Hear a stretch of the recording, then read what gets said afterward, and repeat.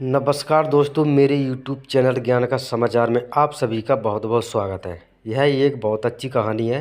मैं आपको इस वीडियो में बताऊंगा। आप मेरे साथ वीडियो को लास्ट तक ज़रूर देखें और वीडियो अच्छी लगे तो वीडियो को लाइक शेयर करके चैनल को सब्सक्राइब जरूर कर लें। तो चलिए वीडियो को शुरू करते हैं।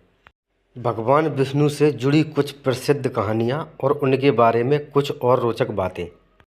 भगवान विष्णु भक्तों के दिलों में बसते हैं। उनको मानने वालों की लंबी कतार है। भगवान विष्णु से जुड़ी ऐसी ढेरों कहानियाँ भी हैं जो भक्तों को उनकी आस्था छोड़ने नहीं देती है। ये कहानियाँ रोचक भी है और जानकारी वाली भी है।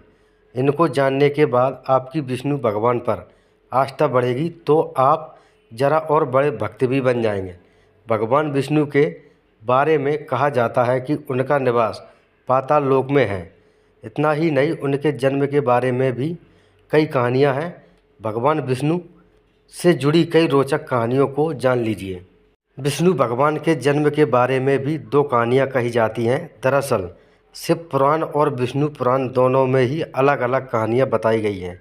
शिव पुराण के हिसाब से शिव जी जब अपने घुटनों में अमृत माल रहे थे तो भगवान विष्णु ने जन्म लिया था।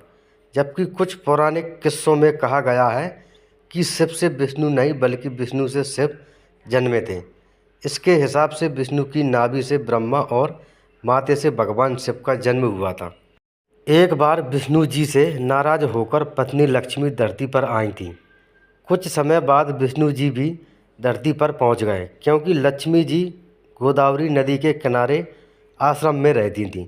इसीलिए विष्णु जी भी शेषाद्री नदी के पास एक पहाड़ी पर रहने लगे। इस झगड़े से भगवान शिव और ब्रह्मा जी गाय और बछड़े का रूप लेकर वे धरती पर आए और चोल राजा के यहाँ रहने लगे। इन दोनों को ग्वाला रोज उसी पहाड़ी पर ले जाता था जहाँ विष्णु जी रहा करते थे।